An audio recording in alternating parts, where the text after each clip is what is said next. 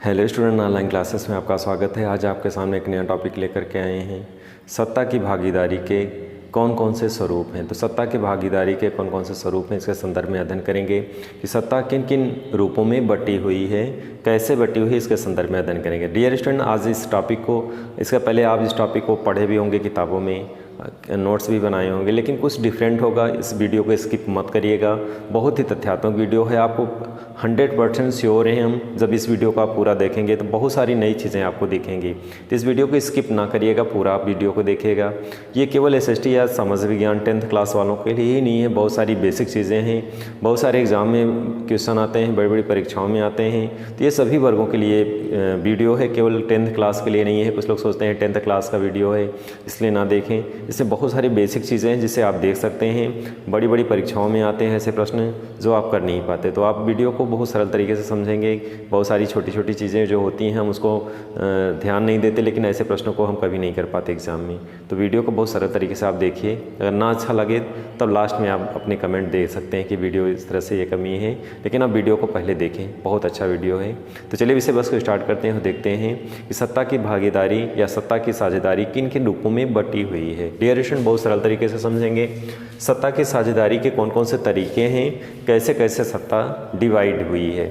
तो सबसे पहले हम लोग देखेंगे शासन के विभिन्न अंगों के बीच सत्ता का बंटवारा होता है। लोकतंत्रीय व्यवस्था का एक सिस्टम बनाया गया है कि सत्ता को कई वर्गों में डिवाइड किया जाए, जिससे किसी देश के लिए, वहाँ की समुदाय के लिए समस्या न बनी, क्योंकि विविध वर्गों के लोग रहते हैं। अगर सत्ता पावर एक ही व्यक्ति के पास होगी तब समस्या होगी। तो सत्ता के कौन कौन से तरीके हैं, उन तरीकों को हम लोग अध्ययन करेंगे। इसके पहले वाले वीडियो में आपने सत्ता का विभाजन अध्ययन किया, सत्ता का बंटवारा क्यों ज़रूरी है, क्यों आवश्यक है। अब यहाँ हम लोग देखेंगे सत्ता का बंटवारा कैसे कैसे हुआ है। वहाँ सत्ता के बंटवारे की आवश्यकता टॉपिक थी। यहाँ पे टॉपिक को आप ध्यान से समझेंगे कि इसके पहले वाले वीडियो में आपने जो अध्ययन किया कि सत्ता का बंटवारा क्यों आवश्यक है, और यहाँ पे है कि सत्ता का बंटवारा किन किन रूपों में हुआ है, इसका अध्ययन हम लोग करेंगे और कहाँ कहाँ हुआ है। तो पहला है शासन के विभिन्न अंगों के बीच सत्ता का बंटवारा। सबसे पहले हम लोग समझेंगे कि शासन के जो विभिन्न अंग हैं कौन कौन से हैं। शासन या सरकार, तो मीन्स विधायिका, कार्यपालिका, न्यायपालिका। डियर स्टूडेंट, ये सरकार के क्या हैं, अंग हैं। इसे आप चाहे शासन के रूप में बोल लें या सरकार के रूप में बोल लें।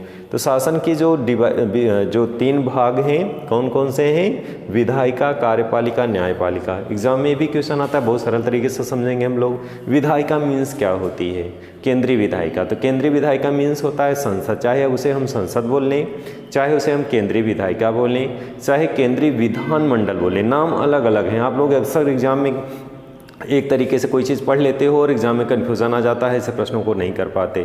तो इसके 3 नाम हैं, चाहे इसे हम केंद्रीय विधायिका बोलें, चाहे केंद्रीय व्यवस्थापिका बोलें, चाहे केंद्रीय विधानमंडल बोलें, या फिर संसद बोलें। ये सभी एक ही नाम है। इसको लर्न रखेंगे। कितने नाम हैं इसके विधायिका के, यानी केंद्रीय विधायिका भी बोल सकते हैं, इसे संसद भी बोल सकते हैं, केंद्रीय व्यवस्थापिका भी बोल सकते हैं, या केंद्रीय विधानमंडल भी बोल सकते हैं। इतने सारे नाम हैं।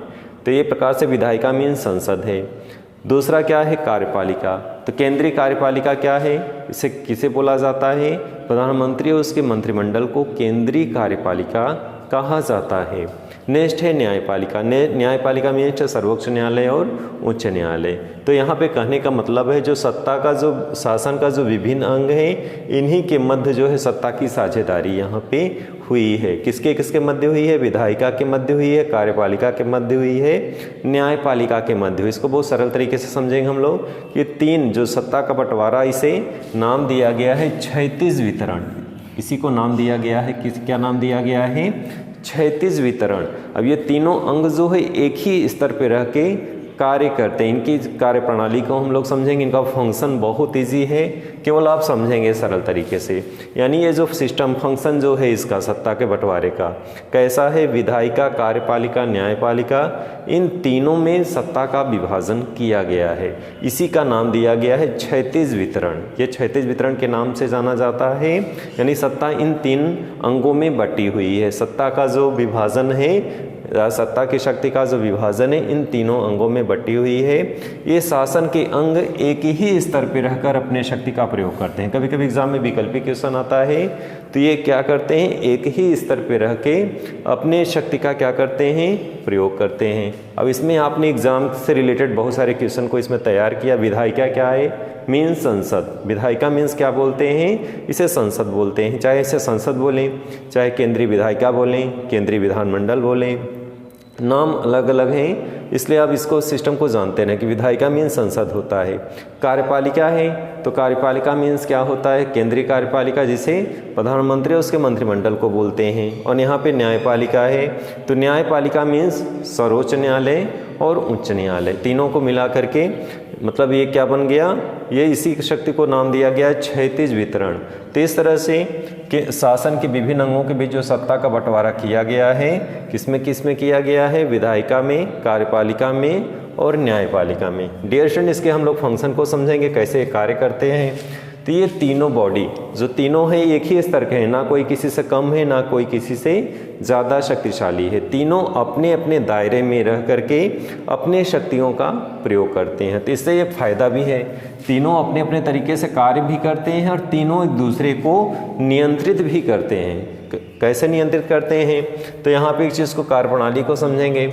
जैसे कार्यपालिका है तो कार्यपालिका जो है एग्जाम में इस तरह से भी क्वेश्चन आता है कि किसके प्रति उत्तरदायी है। तो दो तरीके से प्रश्न यहाँ पे हैं, आप समझेंगे। विकल्प में दो आते हैं, कभी कभी संसद रहता है विकल्प में, कभी रहता है जनता। तो इस चीज़ को जानते रहें, बहुत ही महत्वपूर्ण चीज़ है। आपको किताब में इतनी सारी चीज़ें एक साथ नहीं मिलेंगी, तो आप अपने तरीके से नोट्स बनाएंगे और इसको समझेंगे।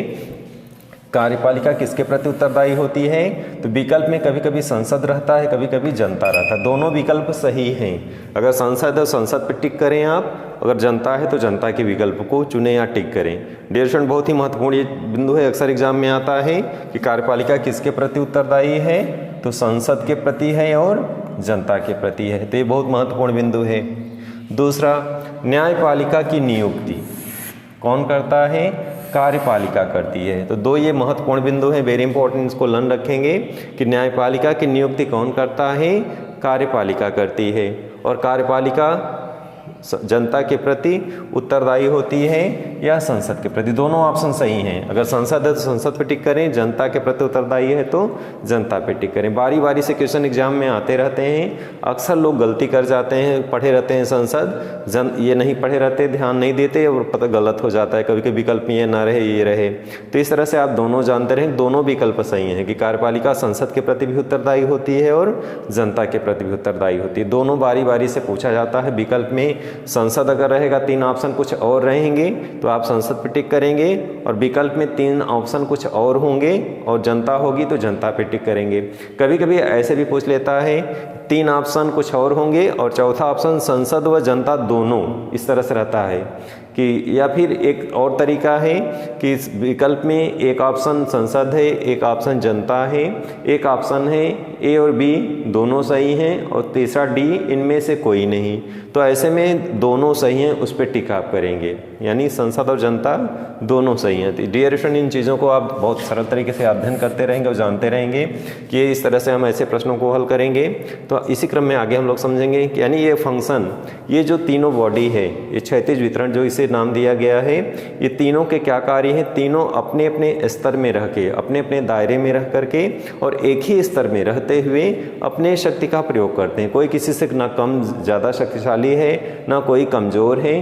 तीनों की अपनी अपनी शक्तियाँ डिवाइड की गई हैं संविधान के द्वारा और अपने अपने तरीके से रह करके कार्य करते हुए एक दूसरे को नियंत्रित भी करते हैं। क्यों? क्योंकि नियंत्रण करने से क्या फ़ायदा है, लोकतंत्र मजबूत होगा, कोई निरंकुश नहीं होगा, कोई गलत तरीके से कार्य नहीं करेगा। तीनों फंक्शन इस तरह से बनाया गया है इनको कि अपनी अपनी शक्तियों का विभाजन इनको पता है, इनकी सीमाएं निर्धारित की गई हैं और अपने इन्हीं सीमाओं में रह करके ये कार्य करते हैं और एक दूसरे को क्या करते हैं, नियंत्रित करते हैं। सबसे बड़ी चीज़ यहाँ पे ये है कि एक दूसरे को क्या करते हैं, नियंत्रित करते हैं। तो डियर स्टूडेंट, इस तरह की कार्यप्रणाली इसकी है शासन की सत्ता की। तो इस तरह से आपने राज सिस्टम जो समझा, जिसे नाम दिया गया क्षैतिज वितरण। दूसरा हम लोग अध्ययन करेंगे सरकार के विभिन्न स्तरों में बंटवारा। अब वहाँ पे हमने अध्ययन क्या किया था, अंगों में। अंगों में विशेषता क्या आती है, तीनों एक ही स्तर में रहते हुए कार्य करते हैं, कोई किसी से ना कम है ना किसी से ज़्यादा शक्ति प्राप्त है, बल्कि तीनों इक्वल हैं, और इसी को नाम दिया गया क्षैतिज वितरण।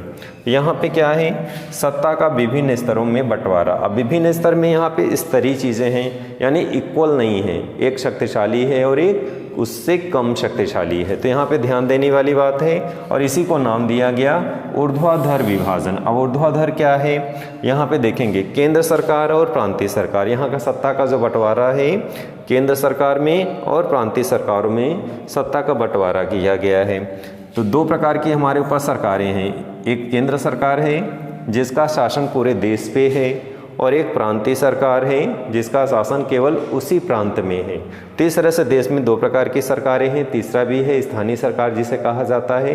तो केवल अभी हम आपको इतना समझेंगे कि केंद्र सरकार और प्रांतीय सरकार यानी दो प्रकार की सरकारें हैं, और इन दोनों में सत्ता का विभाजन किया गया है। दोनों की शक्तियाँ संविधान में विभाजित की गई हैं, जैसे केंद्र सूची और राज्य सूची। दो तरीके की सूचियाँ तो कई हैं, राज्य सूची, केंद्र सूची, समवर्ती सूची, अवशिष्ट सूची, चार प्रकार की सूचियाँ। लेकिन अभी हमारा केवल यहाँ इतना पढ़ेंगे हम लोग कि केंद्र सरकार यानी राष्ट्रीय महत्व के जो विषय हैं उस पर कानून कौन बनाएगा, केंद्र सरकार बनाएगी, और प्रांतीय महत्व के जो विषय हैं उन विषयों पे कानून कौन बनाएगा, प्रांतीय सरकार बनाएगी। लेकिन प्रांतीय सरकार में भी कभी कभी केंद्र सरकार कानून बना सकती है और केंद्र को मान्य होगा। तो कुछ परिस्थितियाँ ऐसी हैं, केवल समझेंगे। तो केंद्र सरकार और प्रांतीय सरकार यानी दो सत्ता का जो विभाजन है इन दोनों के मध्य किया गया है।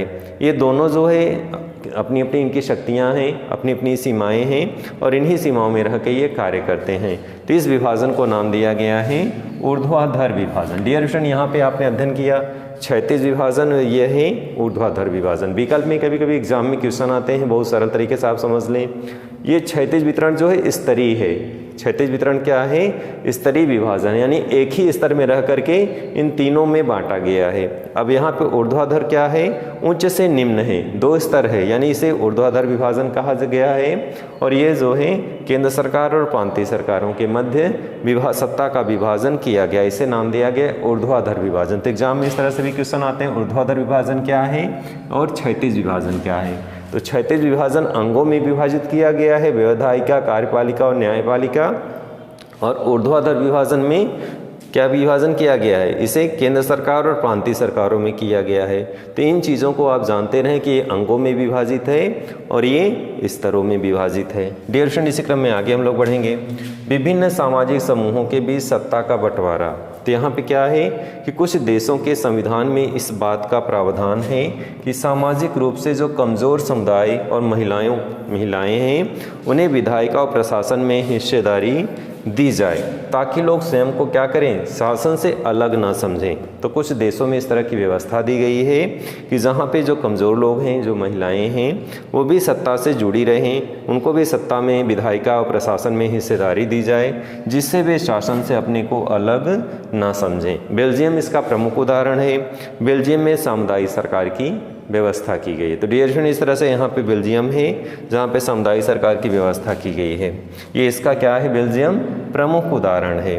नेक्स्ट इसी क्रम में अध्ययन करेंगे राजनीतिक दलों व दबाव समूहों द्वारा सत्ता का बंटवारा। तो यहाँ पे राजनीतिक दल हैं और दबाव समूह। जैसा कि आप जानते हैं दबाव समूह भारत में बहुत सारे हैं, जैसे राजनीतिक कुछ दबाव समूह ऐसे हैं जैसे छात्र संघ हैं, मजदूर संघ हैं, किसी उद्योग में काम करने वाले मजदूर हैं, किसानों का संघ है। तो विविध प्रकार के दबाव समूह हैं जो राजनीतिक दलों पे दबाव डालते हैं और सत्ता में अपना कुछ न कुछ बातों को रखते हैं, उनकी बातों को माना भी जाता है। तो राजनीतिक रूप में या राजनीतिक सत्ता में कुछ न कुछ रूप में अपनी बातों को मनवाते हैं, अपना प्रभाव डालते हैं। इन रूपों में नाम दिया गया है कि लोकतांत्रिक व्यवस्था में सत्ता बारी बारी से अलग अलग विचारधारा और सामाजिक समूहों वाली पार्टियों के हाथ में आती रहती है। तो विविध प्रकार की विचारधारा के लोग भी होते हैं, कभी कभी मजदूर संघ होते हैं, कभी कभी कुछ लोग दबाव समूह जो है राजनीतिक दलों से अप्रत्यक्ष रूप से जुड़े होते हैं और सत्ता में अपना प्रभाव दिखाते हैं। लोकतांत्रिक व्यवस्था में व्यापारिक, उद्योगपति, किसान,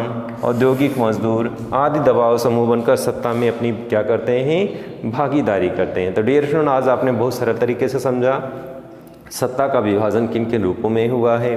तो सत्ता का विभाजन दो यहाँ पे मुख्य दिख रहा है, शासन के विभिन्न अंगों के बीच सत्ता का बंटवारा, विधायिका, कार्यपालिका और न्यायपालिका में, जिसे नाम दिया गया क्षैतिज वितरण। और सेकंड स्टेप में है ऊर्ध्वाधर विभाजन, जो केंद्र सरकार और प्रांतीय सरकारों में विभाजित किया गया है। थर्ड है विभिन्न सामाजिक समूहों में सत्ता का बंटवारा।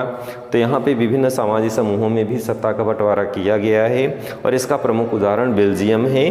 बेल्जियम में सामुदायिक सरकार है और इस तरह से सत्ता जो है समूहों में यानी सामाजिक समूहों में भी बटी हुई है। नेक्स्ट स्टेप में आपने अध्ययन किया राजनीतिक दलों व दबाव समूहों द्वारा सत्ता का बंटवारा। तो इसके द्वारा भी सत्ता का विभाजन किया गया है और दबाव समूह यानी राजनीतिक दलों और दबाव समूहों के मध्य भी सत्ता का क्या है, बंटवारा है। डियर स्टूडेंट, आपने बहुत सरल तरीके से इस वीडियो का अध्ययन किया कि किस तरह से बहुत ही महत्वपूर्ण बिंदु हैं। ये वीडियो आपको पसंद आया तो इसको ज़्यादा से ज़्यादा मात्रा में सब्सक्राइब करें, लाइक करें। आपका सहयोग हमें बहुत ज़रूरी है क्योंकि आपका सहयोग मिलता रहेगा और हम ऊर्जा के साथ आपको वीडियो प्रदान करते रहेंगे। तो बहुत बहुत धन्यवाद आपको। फिर से नए वीडियो के साथ मिलेंगे, तब तक के लिए थैंक्स।